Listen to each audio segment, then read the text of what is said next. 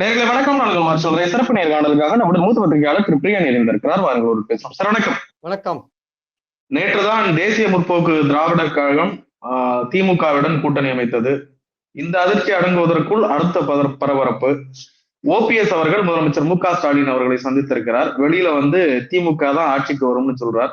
OPS ஆதரவு MLA சட்டமன்றத்துக்குள்ள மீண்டும் மு க ஸ்டாலின் அவர்கள் முதலமைச்சராக வரணும்னு சொல்றாரு.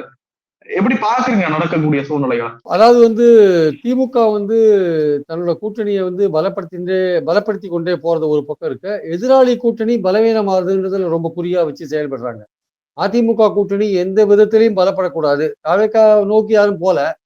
அதிமுக கூட்டணி பலப்படக்கூடாது. தாவேகா கூட்டணிக்கு யாரும் போலன்ற நிலைமையில அதை பத்தி ஒண்ணும் கண்டுக்கல. ஸோ இந்த சூழல்ல தேமுதிக பாஜக அதிமுக கூட்டணியில தான் போகுன்ற ஒரு அந்த அந்த சூழல் இருந்தப்போ கம்ப்ளீட்டா அதை மாத்தி திமுக அணிக்கு அது வந்திருக்கிற ஒரு இன்றைய நிலைமையை பார்க்கும்போது திமுக அணி பலம் பெற்று இருக்கு அப்படின்ற ஒரு தோற்றம் தெரியுது. இது ஒரு பர்செப்ஷன் மாறுன்னு வச்சுக்கோங்களேன்.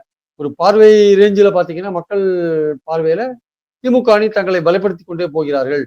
வேற அதிமுக அணி பலப்படுத்த மாட்டேங்கிறாங்க. எடப்பாடிக்கு அதை பத்தி ஒன்றும் கவலை இருக்கிற மாதிரி தெரியல.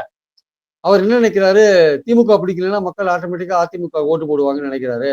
ஆனா அதெல்லாம் பழைய கதைன்னு அவருக்கு தெரியல. அவருக்கு புது கதையில திமுக பிடிக்கலன்னா அதிமுகவுக்கு போட மாட்டாங்க. அதிமுகவுக்கும் போடுவாங்க, தவேகாவுக்கும் போடுவாங்க. ஆனா மொத்தமா வர வாக்குகள்ல பாதி குறையறதுக்கான வாய்ப்பு இருக்கு. ஆனா அதெல்லாம் புரிஞ்சுக்காம இபிஎஸ் மிக்சர் சாப்பிட்டு இருக்காரு அப்படின்னு பல பேர் அவங்க கட்சியிலேயே பேசுறாங்க. ஆக்சுவலா வழக்கமா ஓபிஎஸ் தான் மிக்சர் சாப்பிடுவாரு. ஆனா இப்ப இபிஎஸ் மிக்சர் சாப்பிட்டு இருக்காராம். அவர் இதை பத்தியெல்லாம் கவலையப்பட மாட்டேங்கிறாரு. இவர் அன்புமணியை சேர்த்ததும் அமித்ஷா தான் சேர்த்தாங்க. தினகரனை கொண்டு வந்ததும் அமித்ஷா தான். தேமுதிகவை சேர்த்து விடுன்னு பார்த்தா அதை கூட பண்ணாத கோட்டை விட்டாரு எடப்பாடின்னு பாஜக ரொம்ப கோபமா இருக்காங்க. ராஜ்யசபாவை கொடுத்து அவர் தேமுதிக இழுக்கிறது முடியல, உங்களால ஏன் டிலே பண்ணீங்கன்னு அதிமுக மேல ரொம்ப கோபமா இருக்காங்க பாஜக. அவங்க குழப்பி யாருக்கு கொடுக்கறது ராஜ்யசபான்னு குழம்பி கடைசியில தேமுதிக அங்க போய் சேர்ந்துச்சாங்க கடைசியில. ஸோ இந்த சூழல்ல ஓபிஎஸ் இது நாள் வரையும் ஓபிஎஸ் ஏற்கனவே பேசிதான் வச்சிருந்தார். இப்போ அவருக்கு தேமுதிக சேர்ந்த உடனே அவருக்கு என்னன்னா அதிமுக அவருக்கு ஒரு பாஜக அவருக்கு ஒரு கட்டளை போட்டிருந்தாங்க. நீங்க என்டிஏக்கு வர்றீங்களோ இல்லையோ திமுகவுக்கு போகக்கூடாது அப்படின்னு அவருக்கு ஒரு கால் கட்டு போட்டு வச்சிருந்தாங்க. அவரும் சரி, நம்ம ரொம்ப நாளா நம்ம பாஜகவுடைய நம்ம இருந்துட்டோம், அவங்க எப்படியாவது நம்மள அதிமுக கூட சேர்த்து விடுவாங்க அப்படின்னு நினைச்சாரு. ஆனா அது சேர்த்து விடுற மாதிரி தெரியல. சரி, தேமுதிகவே தைரியமா போய் திமுக அணியில் சேர்ந்த பிறகு நம்ம எதுக்கு பயப்படணும்ட்டு அவரும் இன்னைக்கு போயிட்டு சிஎம் பார்த்துட்டு பொக்கே கொடுத்துட்டு திமுக ஆட்சி தான் மீண்டும் வரும்னு சொல்லிட்டு வந்துட்டாரு. அதான் அவர் சொல்லாத விஷயம் என்னன்னா, திமுக அவர் சேர போறா இல்லையா, தனி அணி அமைச்சு திமுக கூட்டணி காண போறாரா, அவரோட இருந்த பலர் திமுக நேரடியா சேர்ந்துட்டாங்க. வைத்தியலிங்கம், மனோஜ் பாண்டியன் எல்லாம் இன்னும் பல பேர் நேரடியா சேர்றதுக்கு ரெடியா இருக்காங்க. ஆனா இவர் போய் நேரடியா சேர்றது கொஞ்சம் யோசிக்கிறார். இல்ல, அப்ப ஓபிஎஸ் அவர்கள் திமுகவில் இணைவது உறுதியாகிவிட்டது. இந்த சட்டமன்ற தேர்தலில் அவர் திமுக பக்கம் தான் அப்படின்னு புரிஞ்சுக்கலாமா?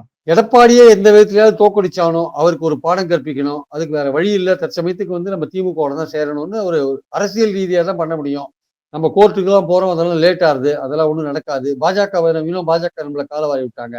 இனிமே நம்ம திமுகவோட சேர்ந்து எடப்பாடியை வீழ்த்தணும் அப்படின்ற லெவல்ல அவர் இறங்கிட்டார். திமுகவில் சேர்ந்து வீழ்த்துறதா, அந்த கட்சியிலேயே சேர்ந்துடுறதா, இல்ல ஒரு தனி அமைப்பு ஆரம்பிச்சு திமுகவோட கூட்டணிக்கு போறதா அப்படின்ற ஒரு குழப்பத்துல இப்ப இருக்கார். அந்த குழப்பம் தெளிவாகதா தெரியாது. ஏன்னா மற்றவங்க திமுகவுக்கு போறதுலும் இவர் திமுகவுக்கு போறதுக்கும் கொஞ்சம் கொஞ்சம் வித்தியாசம் இருக்கு. மற்றவங்க ஒரு எம்எல்ஏவா இருந்து ஒரு மந்திரியா இருந்து போறவங்க எல்லாம் போறாங்க, அங்க போய் இருக்காங்க, எல்லாம் பண்றாங்க. இவர் அதிமுகவோட ஒருங்கிணைப்பாளராக இருந்தார். அதிமுக ஒருங்கிணைப்பாளர் மட்டுமல்ல, 3 தடவை முதல்வராக இருந்தார். அந்த மாதிரியான ஒரு டாப் பொசிஷன்ல இருந்தவர் இப்போ அங்க போகும்போது என்னன்னா, அந்த அவர் போட்ட கேஸ் ஒண்ணு பெண்டிங்கா இருக்கு. நான் தான் அதிமுக ஒருங்கிணைப்பாளர், என்னை முறைப்படி தேர்ந்தெடுத்தாங்கன்னு அந்த கேஸ்ல அவர் ஃபைட் பண்றாரு. அதை அந்த இப்போ திமுகவில் போய் சேர்ந்து அவர் உதயசூரியன் சின்னத்துல நின்னா வச்சுக்கோங்க, அப்ப என்ன ஆகுன்னா அந்த கேஸே அடிபட்டு போயிடும். எடப்பாடிக்கு ரொம்ப வசதியா போயிடும். தீய சக்தி திமுகவோட சேர்ந்துட்டாரு ஓபிஎஸ். அவர் அம்மா அம்மா ஆன்மாக்கு துரோகம் பண்ணிட்டாரு, புரட்சி தலைவர் ஆன்மாக்கு துரோகம் பண்ணிட்டாரு அப்படின்னு பேசுறதுக்கு வசதியா இருக்கும். அதனால அந்த இடத்துக்கு போனார்னா திருப்பி ஓபிஎஸ் திருப்பி அதிமுகவை பத்தி நினைக்கவே முடியாது, திருப்பி வரவே முடியாது. அதோட ஒரு திமுக அப்படின்னு போயிட்டு அவரோட அரசியல் ஓய்வு அதோட முடிஞ்சு போயிடும். இல்ல, நம்ம அதிமுக விடக்கூடாது, அம்மா இருந்த கட்சி, நம்ம அதை தலைமை பொறுப்புல இருந்தோம், நம்ம அதை கைப்பற்றியே தீரணும் அப்படின்னு ஏதாவது அதுக்கு ஒரு எதிர்காலத்துல ட்ரை பண்ணியே பார்க்கணும்னு முடிவு பண்ணார்னா அவர் ஒரு தனி அமைப்பு ஆரம்பிச்சு திமுகவோட கூட்டணிக்கு போய் அங்க சுயேட்சை செலுத்தல் நிற்கணும். உதயசூரியன் செலுத்தல் நிற்கக்கூடாது, சுயேட்சை செலுத்தல் நிற்கணும். திமுகவில் போய் சேர்ந்தாலோ அல்லது ஒரு தனி அமைப்பு ஆரம்பிச்சு உதயசூரியன் சின்னத்துல நின்னாலோ அப்படி ரெண்டு விதமா பண்ணா கூட அதிமுக மேல அவருக்கு இருக்கிற அந்த கிளைம் போயிடும். ஆனால் ஒரு தனி அமைப்பு ஆரம்பிச்சு திமுகவோட கூட்டணி போய் சுயேட்சை சின்னத்துல நிக்கிறாரு வச்சுக்கோங்க. அப்ப நின்று அவர் வின் பண்ணாருன்னா அவர் ரெண்டு சீட் கொடுக்குறாங்க. ஒண்ணு உதயசூரியன்ல யாராவது நிக்க சொல்லிட்டு ஐயப்பனை உதயசூரியன் நிக்க சொல்லிட்டு இவர் சுயேட்சை சின்னத்துல நின்னாருன்னா, இவர் சப்போஸ் வின் பண்ணாருன்னா நாளைக்கு எடப்பாடி தோத்துட்டாரு வச்சுக்கோங்க, எலெக்ஷன்ல தோத்துட்டாருன்னா, அப்ப அந்த கட்சியில ஒரு பாருங்க எடப்பாடி 11வது தோல்வி எடப்பாடி இனிமே ஒரு தலைமையில் அதிமுக இருக்கக்கூடாது, அதிமுக ஒன்றுபடுத்தணும்னு இறங்கி ஒரு கழக குரல் கொடுக்கறதுக்கு வசதியா அது இருக்கும். திமுக போய் இணைந்து அல்லது உதயசூரியன் சின்னத்துல போட்டி போட்டாருன்னா அந்த வாய்ப்பு அவரை மிஸ் பண்ணிடுவார். இப்போ அவர் என்ன குழப்பத்துல இருக்காருன்னா, நம்ம திமுகவை ஆதரிப்பது உறுதி, எடப்பாடியை தோற்கடிக்கிறதுக்கு இப்ப இருக்கிற சூழல்ல பாஜக நம்மளை கைவிட்டு விட்டுறது, எடப்பாடி நம்மளை சேர்க்க போறது இல்ல, நமக்கு இருக்கிற ஒரே வழி இதுதான். ஆனால் உதயசூரியன் சின்னத்துல போடுமா, இல்ல சுயேட்சையா நின்று நம்ம வின் பண்ணி இன்னும் அதிமுக நமக்கு இருக்கிற கிளைமை உறுதிப்படுத்துற மாதிரி எதிர்காலத்துல எடப்பாடியை வீழ்த்துற மாதிரியான ஒரு விஷயங்கள், அந்த கட்சியை கைப்பற்றுற மாதிரியான ஒரு விஷயங்களுக்கு ஸ்டில் ட்ரை பண்ணலாமா வேண்டாமா அப்படின்ற எண்ணத்துலதான் இப்போ இருக்கார். அதனால அவர் திமுக சேர்றதை பத்தியோ இல்ல தனி அமைப்பு ஆரம்பிச்சு திமுகவோட கூட்டணி வைக்கிறத பத்தியோ இன்னைக்கு எதுவும் பேசியிருக்க மாட்டார்.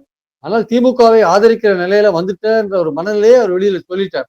இனிமே அடுத்த சில நாட்கள்ல நான் சொன்ன இந்த விஷயங்கள்லாம் யோசிச்சு பார்த்துட்டு திமுகலயே போய் சேர்றதா, அதிமுகவை பத்தி மறந்துடுறதா, உதயசூரியன் சின்னத்துல நிக்கிறதா, அதிமுகவை மறந்துடுறதா, இல்ல திமுகவோட ஒரு சின்ன அமைப்பு ஆரம்பிச்சு கூட்டணி போய் சுயேட்சை சின்னத்துல நின்று எதிர்காலத்துல அதிமுக ஏதாவது தோல்வி வந்தா எடப்பாடியை ஓரம் கட்டிட்டு கட்சியை கைப்பற்ற முயற்சியில இறங்குறதா, அந்த வழக்கை ஃபாலோ பண்றதா, இந்த மாதிரி விஷயங்கள்லாம் இருக்கு. இதெல்லாம் அவர் யோசிக்கிறார். இப்போ அதுதான் இப்போ அவர் டிலே ஆகிறதுக்கு கொஞ்சம் காரணம். அதுதான் பாஜக பத்தி இனிமே கவலைப்படலை, நீங்க என்ன அழுத்தம் கொடுத்தாலும் பரவாயில்ல, நான் அங்க போய் திமுகவுக்கு தான் சப்போர்ட் பண்ண போறேன்ட்டு தெளிவா வெளில வந்துட்டேன். ஓ பன்னீர்செல்வம் அவர்கள் இப்ப திமுக பக்கம் சாய்கிறார் என்றால், ஓ பன்னீர்செல்வத்துக்கு பின்னாடி தற்போதைக்கு ஒரு பெரிய அளவிலான அமைப்பு இல்ல, ஆதரவாளர்களும் பல பேர் திமுகவுல போய் ஏற்கனவே சேர்ந்துட்டாங்க. இப்படி இருக்கக்கூடிய சூழ்நிலை ஓ பன்னீர்செல்வம் இங்க போறதுனால அதிமுகவுக்கு எதுவும் பாதிப்பு இருக்குங்களா? அவருக்கு அந்த கம்யூனிட்டி ஓட் பேங்க் கொஞ்சம் இருக்கு சார் அவருக்கு. அந்த ஒரு 10 தொகுதியில சவுத்துல இருக்கிற 10 தொகுதி இருக்குல்ல, பார்லிமெண்ட் தொகுதி 10 தொகுதி, அந்த 10 தொகுதிக்கு உட்பட்ட அசம்பிளி தொகுதிகள்லாம் அவருக்கு ஒரு செல்வாக்கு இருக்கு. இந்த பக்கம் தேனியிலேருந்து ராமநாதபுரம், இந்த பக்கம் மதுரையிலேருந்து அந்த பக்கம் தென்காசி வரையும் பாத்தீங்கன்னா கொஞ்சம் அவருக்கு ஒரு குட்வில் இருக்கு. ஒரு ஓபிஎஸ் என்ற மனிதருக்கான ஒரு குட்வில், ஒரு நல்ல நம்பிக்கை அவர் பேர இருக்கிறத பாக்குறோம். அது அந்த கம்யூனிட்டி மத்தியில என்னன்னா அவர் பழிவாங்கப்பட்டவர், இபிஎஸ் ஆல பழிவாங்கப்பட்டவர் அப்படின்ற ஒரு எண்ணம் இருக்கு. அதனால அது தவிர அந்த கம்யூனிட்டி இபிஎஸ் கொடுத்த அந்த 10.5 இடஒதுக்கீடுல கொஞ்சம் பாதிக்கப்பட்டிருக்கு. அது நடைமுறைக்கு வரலைன்னா கூட இபிஎஸ் ஓட எண்ண ஓட்டம் வன்னியர் ஓட்டம் வாங்குறதுக்கு நம்மள கவுக்க பார்த்தாருன்ற எண்ணம் முக்குளத்தோருக்கு இருக்கு ஆக்சுவலா. அதனால அவங்களும் எடப்பாடிக்கு எதிராக தான் இருக்காங்க. அந்த ஓட்டும் கொஞ்சம் ஓரளவுக்கு ஓபிஎஸ் பக்கம் போறதுக்கான வாய்ப்பு இருக்கு. இதுல இன்னொரு சிக்கல் என்னன்னா, தினகரன் அந்த ஓட்டை தான் தனக்கு பின்னாடி வச்சிருந்தார். ஆனா தினகரன் இப்போ என்டிஏ கூட்டணிக்கு போன பிறகு அந்த ஓட்டு அங்க போகுமானா அது டவுட்ல இருக்கு. ஏன்னா எடப்பாடியை எதிர்த்து கிரியேட் பண்ண ஓட் பேங்க் அது. அந்த ஓட் பேங்க் இவரே போய் எடப்பாடியிட்ட போய் தினகரனே சேர்ந்த பிறகு அந்த ஓட் பேங்க் போகுமா, நீங்க எப்படி போலாம், நீங்க போனா நாங்க வந்துருவோமான்னு கேள்வி கேட்கறதுல தான் அவங்க இருக்காங்க. அப்போ பாஜக என்ன நினைக்கிறாங்க, எப்படியாவது ஓபிஎஸ் கொண்டு வரணும்னு பார்த்தா ட்ரை பண்ணி ஓபிஎஸ் நீ திமுக பக்கம் போகக்கூடாது அப்படின்னு ஒரு கால்கட்டை போட்டு வச்சாங்க.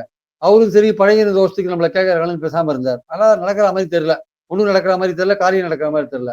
அதனால இப்போ திமுக பக்கம் வந்துட்டார். அதே சமயம் சசிகலா இருக்காங்கல்ல, அவங்களுக்கும் அதே மாதிரிதான், நீ திமுக பக்கம் அவங்க வரப்போறது இல்லை, ஆனா என்டிஏ கூட்டணிக்கு வாங்கன்னு அவங்களை பிரஷர் பண்றாங்க சசிகலாவை. அவங்க என்டிஏ கூட்டணிக்கு நீங்க எடப்பாடிக்கு ஆதரவா பிரச்சாரம் பண்ணுங்க, அப்பதான் தினகரனுக்கு பின்னாடி இருக்கிற ஓட்டு முழுக்க நமக்கு சேரும், திமுகவுக்கு அது போகாதுன்னு சசிகலாவை பிரஷர் பண்றாங்க. அவங்க இப்போ ஒரு தனி அமைப்பு ஆரம்பிக்க போறாங்க. அவங்க ஆரம்பிச்சு என்டிஏல சேர போறாங்களா, அவங்க தனியா நிக்க போறாங்களா, தனியா நின்னாங்கன்னா அதிமுக ஓட்டை பிரிப்பாங்க, பாஜகவுக்கு போற ஓட்டை பிரிப்பாங்க. அது பண்ண போறாங்களான்னு இனிமேதான் பொறுத்து இருந்தா பார்க்கணும் நம்ம என்ன மாதிரியான அவங்க நடவடிக்கை எடுக்க போறான்னு.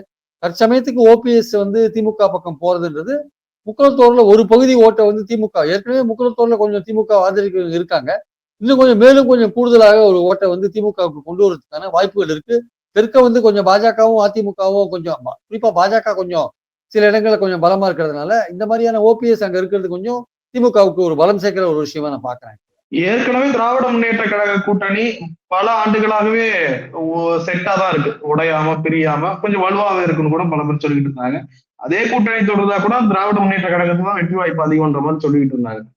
இப்ப ஸ்டாலின் அவர்கள் மேலும் சில கட்சிகளை உள்ளுக்கு கொண்டு வந்திருக்காரு. ஓபிஎஸ், தேமுதிக, கமல்ஹாசன் வந்திருக்காரு.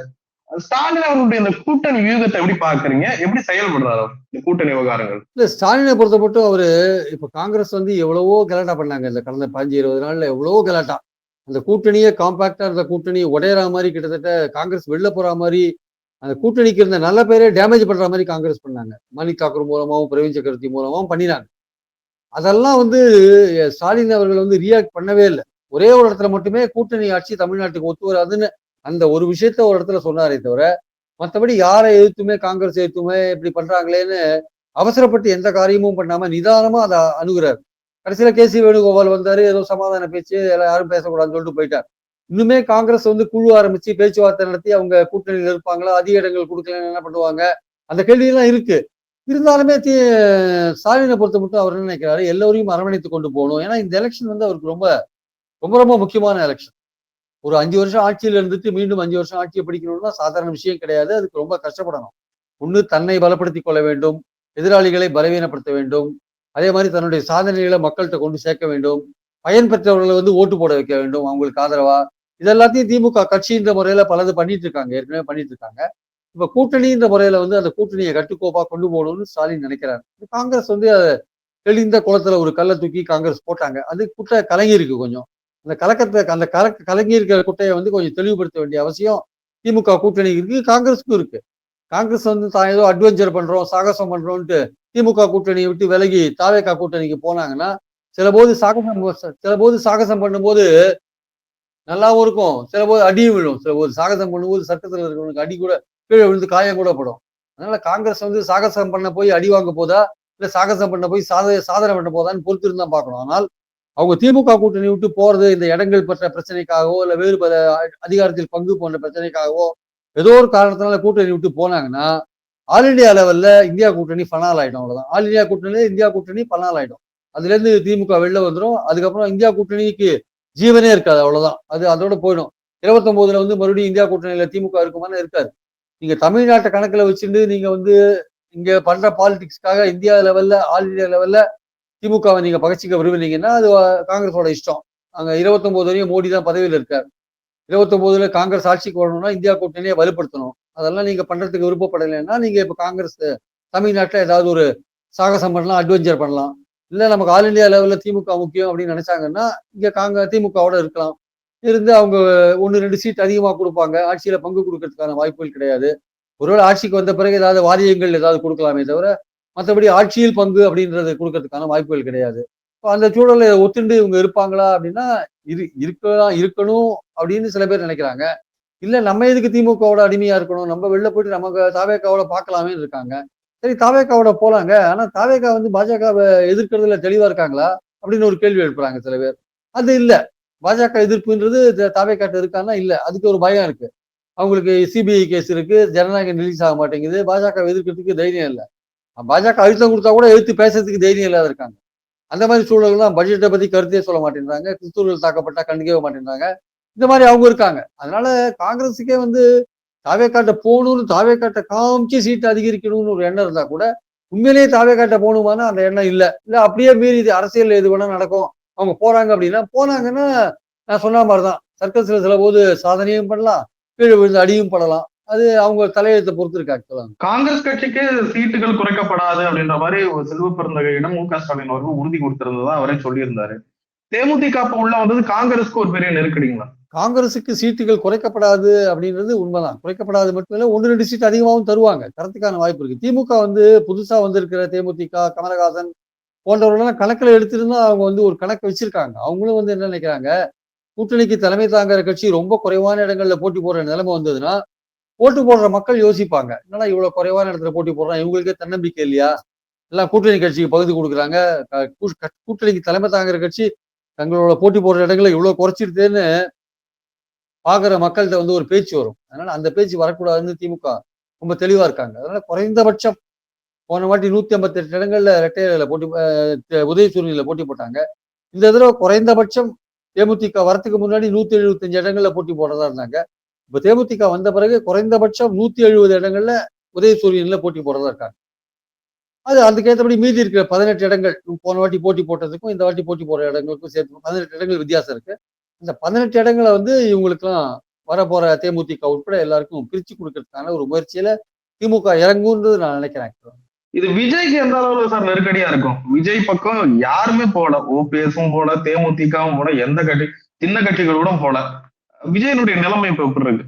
விஜயை பொறுத்த மட்டும் அவர் நம்பிக்கை கொடுக்குற மாதிரி அவர் இல்ல. காரணம் வந்து அவரோட கட்சிக்கு என்ன ஓட்டு இருக்குன்னு தெரியாது. அவர் போறவங்களை எப்படி மதிப்பாரு, மதிக்க மாட்டாருன்ற அந்த கேள்வி வேற இருக்கு. செங்கோட்டையெல்லாம் போய் ரொம்ப அவசரப்பட்டு இருக்காருன்னு எல்லாருமே சொல்றாங்க. நாஞ்சில் சம்பத் போனவர் தான். அதுக்கப்புறம் எங்க இருக்காருன்னே தெரியல. 4 கூட்டத்துல பேசுறாரா இல்லையா அது ஒண்ணுமே தெரியல. அங்க போனா ஒரு நாள் விஜயை பார்த்து அந்த போட்டோ இது முந்தியெல்லாம் சொல்லுவாங்க. ஜெயலலிதாவை பார்த்தா போட்டோ எடுத்துட்டு அதோட முடிஞ்சு போச்சு மறந்துடுவாங்க. கிட்டத்தட்ட அதே மாதிரிதான் இப்போ விஜயை பார்த்து போட்டோ எடுத்து அதோட அன்னியோட முடிஞ்சு போச்சு. அந்த ஒரு நாள் செய்தி. அதுக்கப்புறம் நம்ம நிலைமை என்ன ஆகுது? இப்போ ஓபிஎஸ் மாதிரி சீனியர்கள் அரசியல்ல வந்து இப்ப இன்னைக்கு இருக்கிறவங்க எல்லாருமே அவரோட ரொம்ப சீனியர்கள். எல்லாருமே ரொம்ப வருஷம் அரசியல்ல இருந்தவங்க. அவங்க எல்லாம் அங்க போறதுக்கு ரொம்ப யோசிக்கிறதுக்கு காரணம் அந்த உரிய கௌரவம், மரியாதை போன்ற விஷயங்கள்லாம் அங்க கிடைக்குமா கிடைக்காதான்னு ஒரு எண்ணம் இருக்கு. ரெண்டாவது அந்த கட்சி வெற்றி வருமா பெறாதா? ரெண்டாவது இந்த திமுக அணியில இருக்கிற கட்சிகள்லாம் மோடியை எதிர்த்து களம் காண்ற கட்சிகள். அது பாஜக எதிர்ப்பு, தாவேக்காவுடைய பாஜக எதிர்ப்பு கேள்விக்குறியான ஒரு விஷயமா இருக்கு. அதனால வந்து அவங்க வந்து அந்த அந்த கூட்டணிக்கு யாரும் போக மாட்டாங்க. பாஜகவை கொள்கை எதிரின்னு சொல்லிட்டாரு.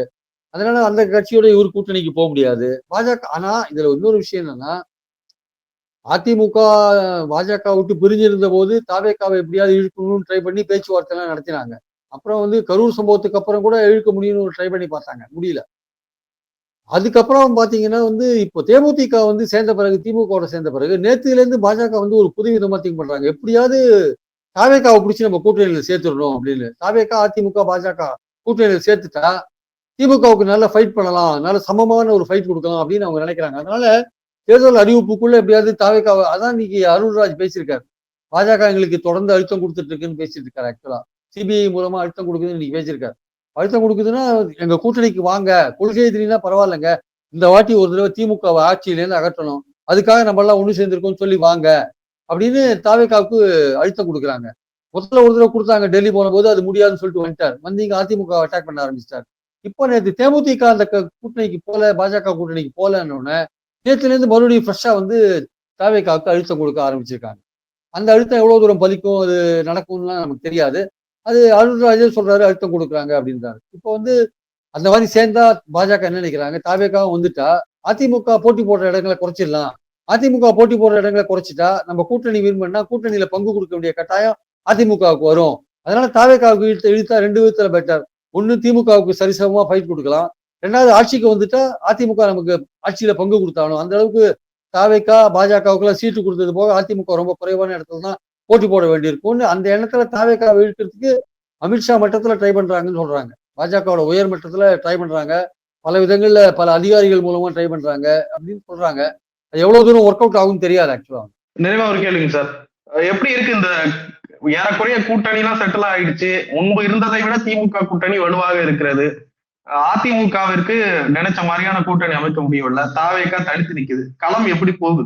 களம் வந்து இப்ப 4 முனை போட்டி கன்ஃபார்ம் ஆயிடுச்சு சார். 4 முனை போட்டின்றது வந்து பாத்தீங்கன்னா உங்களுக்கு வந்து கொங்கு மண்டலத்துல இப்போ ஒரு தனியார் சர்வே ஒன்று எடுத்திருக்காங்க. அவங்க வந்து ஒரு கொஞ்சம் நடுநிலையான ஆசாமிங்க தான். அவங்க எந்த கட்சிக்கும் சார்பா எடுத்தது இல்ல. அது வந்து அதிமுகவுக்கு பெரிய அதிர்ச்சியா இருக்கு அந்த சர்வே முடிவுகள் பாத்தீங்கன்னா.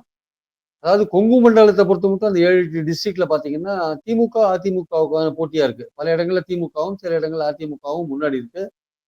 தாவேக்கா 3வது இடத்துல வருது. அதே சமயம் சென்னை நகரத்துல வந்து பாத்தீங்கன்னா திமுகவும் தாவேக்காவும் கிட்டத்தட்ட ஈக்குவலா இருக்கு. அதே சமயம் மற்ற இடங்கள் கொங்கு மண்டலம் சென்னை தவிர மற்ற இடங்கள்ல பாத்தீங்கன்னா திமுக முதல்ல இருக்கு, தாவேக்கா 2வதா இருக்கு, அதிமுக 3வது இடத்துக்கு போயிருக்கு. அந்த மாதிரி ஒரு சர்வே வந்திருக்கு. அதை எடுத்தவங்க வந்து ஓரளவுக்கு நடுநிலையானவங்க. அவங்க வெளிப்படுத்த விரும்பல. அதை எடுத்து அனலைஸ் பண்ணி வச்சிருக்காங்க. அவங்க எந்த கட்சியும் சாராதவங்க, நடுநிலையா எடுக்கிறவங்க. வழக்கமா இந்த தேர்தல்ல கருத்து கணிப்பு எடுத்து ரொம்ப வருஷமா எடுத்துட்டு இருக்கிறவங்க. அவங்க எடுத்தது பல இடங்கள்ல பலிச்சிருக்கு. அவங்க எடுத்ததுல இந்த மாதிரி கருத்து கணிப்பு வந்திருக்கு. அப்போ அதிமுக வந்து ரொம்ப மோசமான நிலையில இருக்கு. 3வது இடத்துல இருக்கு பல இடங்கள்ல.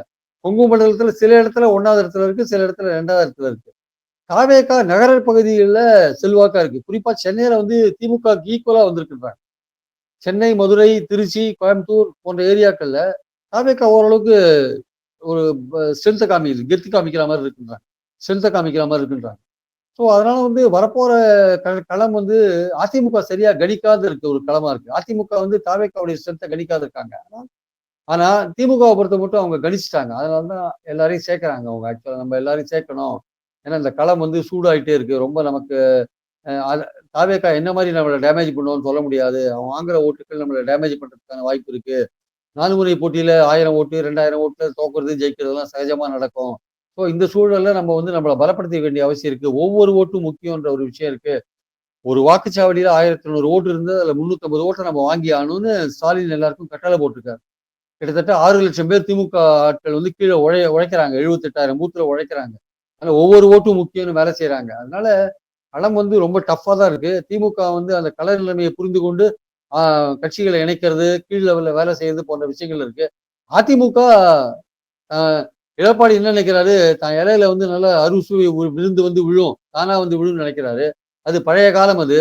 இந்த தாவேகா வந்து அதிமுக இடத்த பிடிச்சிட்டு எங்களுக்கும் திமுகவுக்கும் போட்டின்னு சொல்ற விஷயம் உண்மையாயிடுமோன்ற ஒரு சூழல் இருக்கு. அது அதிமுகவுக்கு தெரியுதோ தெரியலையோ தெரியல.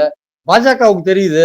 அவங்க அதிமுக இப்படி செயலிட்டு இருக்கிறத பார்த்து அவங்க கடும் கோவத்துல இருக்காங்க. என்னடா இவரு களமே அப்படியே சூடாயிட்டு இருக்கு. இவரு பாட்டு மிக்சர் சாப்பிட்டு உட்கார்ந்திருக்காருன்னு வேதனைப்பட்டுட்டு இருக்காங்க பாஜக. நிறைய விஷயங்களை பகிர்ந்து முடிய ரொம்ப நன்றி சார். தேங்க்யூ.